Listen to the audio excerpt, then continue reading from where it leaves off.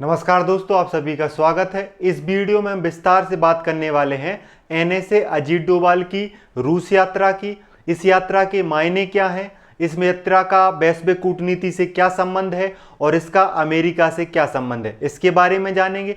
और साथ में हम एनएसए अजीत डोभाल से जुड़े कुछ महत्वपूर्ण पॉइंट जानेंगे जो आपको जानकर बहुत ही शानदार लगेगा, अच्छा लगेगा। आइए इस वीडियो को शुरू करते हैं। पीडीएफ इसकी फ्री है, स्क्रीन पे जो नंबर दिखेगा उस पर मैसेज करके प्राप्त कर सकते हैं।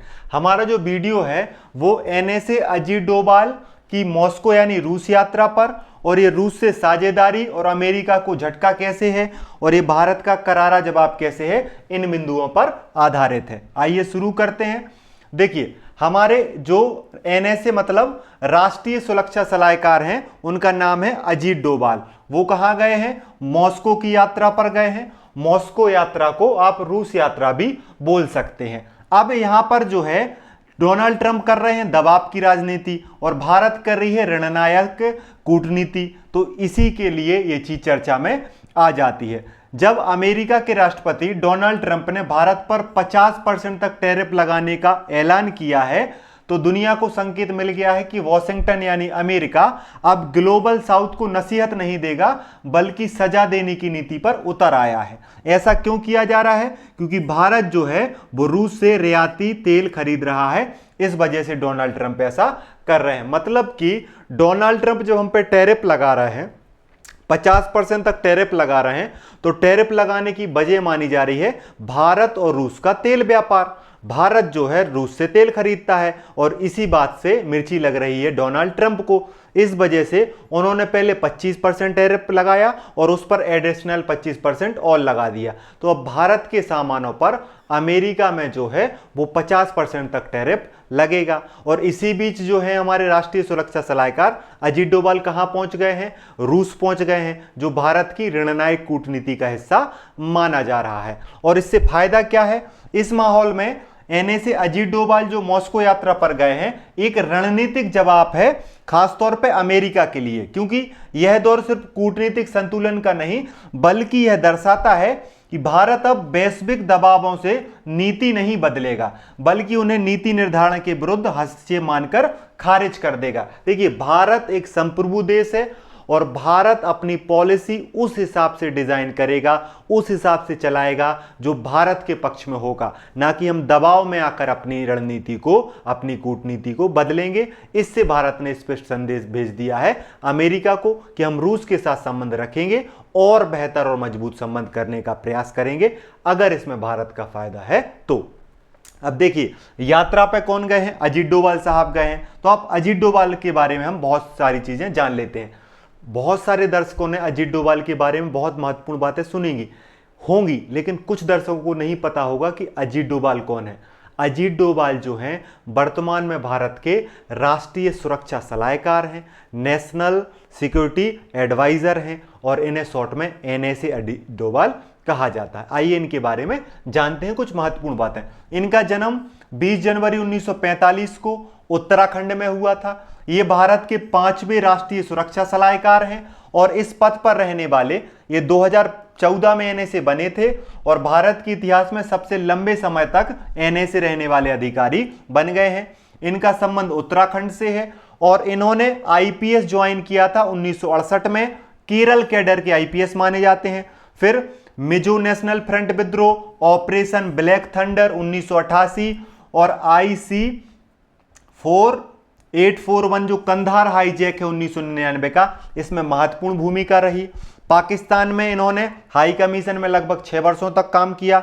इनकी बहादुरी के लिए इन्हें 1988 में कीर्ति चक्र से सम्मानित किया गया था। 2005 में सेवानिवृत्त होने के बाद इन्होंने जो है स्वामी विवेकानंद इंटरनेशनल फाउंडेशन की स्थापना करी, लेकिन बाद में मोदी सरकार ने इन्हें फिर बुलाया और 2014 में इन्हें एनएसए का पद दिया।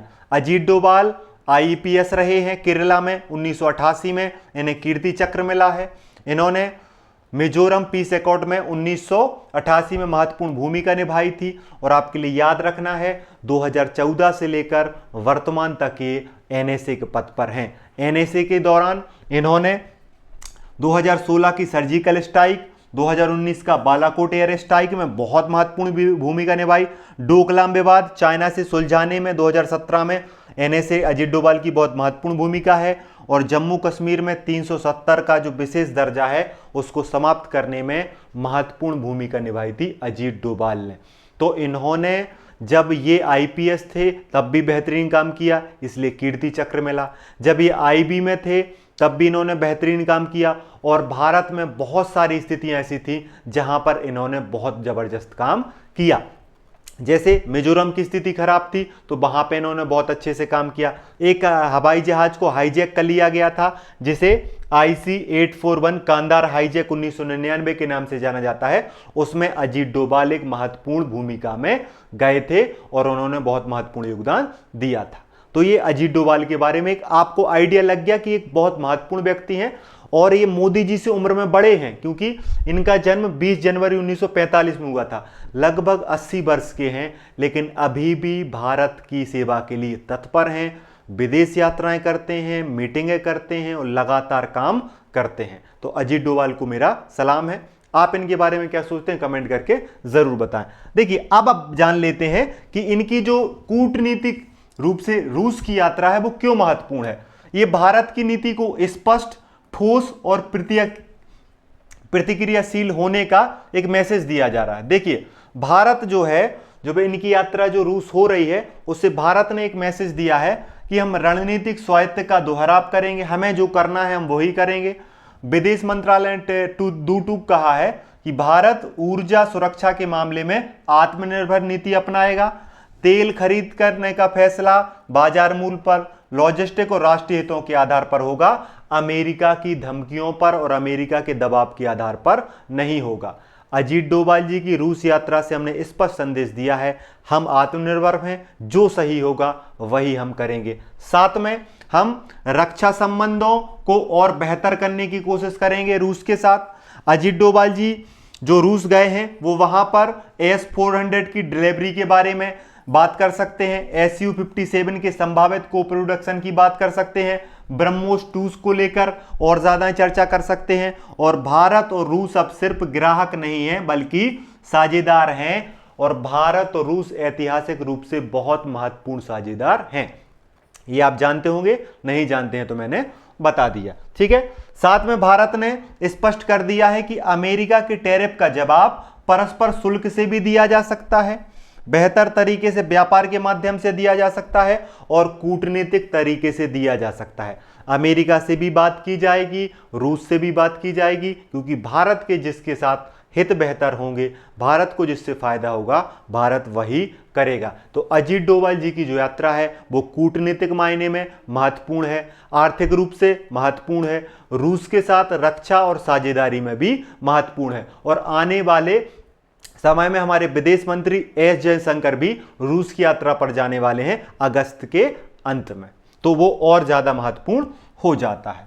और देखिए ये क्या है कि समीकरण थोड़ी से बदल रहे हैं, वैश्विक समीकरण थोड़ी बदल रहे हैं। देखिए अमेरिका के साथ हम बेहतरीन तरीके से पार्टनरशिप जमाए हुए थे, लेकिन जब से ट्रंप आए हैं और जब से भारत और पाकिस्तान का तनाव हुआ है ऑपरेशन सिंदूर और पहलगाम अटैक के बाद, तब से जो है हम अमेरिका पे उतना विश्वास नहीं कर पा रहे हैं जितना पिछले 8-10 साल से कर रहे थे। अमेरिका ने बता दिया कि वो अमेरिका ही है, वो सिर्फ अपना फायदा देखता है, उसको दूसरे देशों से कोई मतलब नहीं है। इसलिए भारत भी अब अपना फायदा देखेगा। जो समीकरण बदल रहे हैं उनको संतुलित करने के लिए भारत रूस के साथ संबंधों को बेहतर करेगा। अब अमेरिका की दबाव की रणनीति से अपनी रणनीति नहीं बदलेगा और भारत बहुपक्षीयता पर काम करेगा। भारत अमेरिका से भी संबंध रहेगा, भारत रूस से भी संबंध रखेगा, भारत चाइना से भी संबंध रखेगा, भारत ईरान से भी संबंध रखेगा, भारत इजराइल से भी संबंध रखेगा। भारत को जिन जिन पक्षों के साथ संबंध रखना पड़ेगा भारत रखेगा। भारत रूस के साथ संबंधों को मजबूत करेगा। जो अजीत डोभाल जी की यात्रा बता रही है कि भारत जो है रूस के इतिहास ही नहीं भविष्य को भी साझा कर रहा है। भारत जो है तेल भी खरीदेगा, रक्षा संसाधन भी खरीदेगा और भारत जो है रूस के साथ साझेदारी को बढ़ाएगा। साथ में भारत अमेरिका के दबाव में अपनी रणनीति नहीं बदलेगा, वो जो है ऊर्जा रणनीति के लिए जो उसको करना है वो करेगा।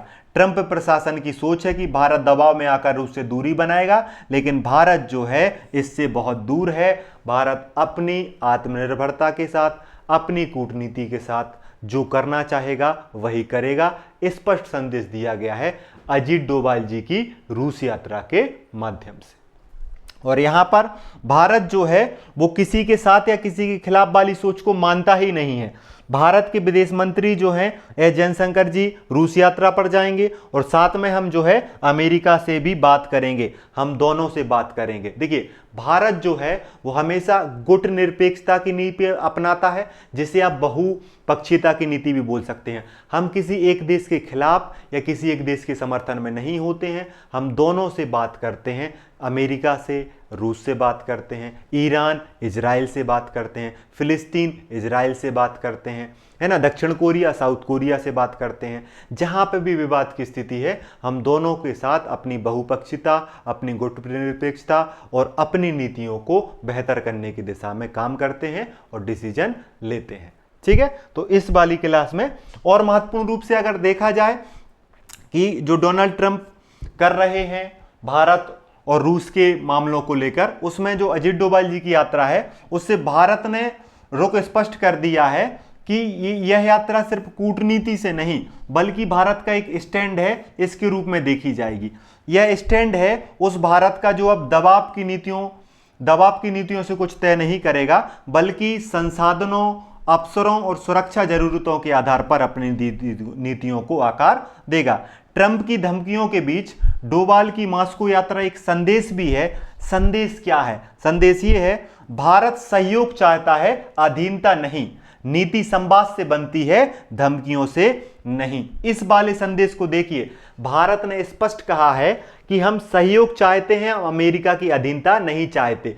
नीतियां बनानी है तो आपको संवाद करना पड़ेगा, हम धमकियों से डरने वाले नहीं हैं। भारत वही करेगा जो भारत की ऊर्जा सुरक्षा के लिए, भारत की कूटनीतिक सुरक्षा के लिए और भारत की नागरिक सुरक्षा के लिए जरूरी रहेगा। तो इस वीडियो में इतना ही। आपको वीडियो कैसा लगा कमेंट में जरूर बताएं। देखते रहिए, पढ़ते रहिए और अपना ध्यान रखिए। जय हिंद, जय भारत।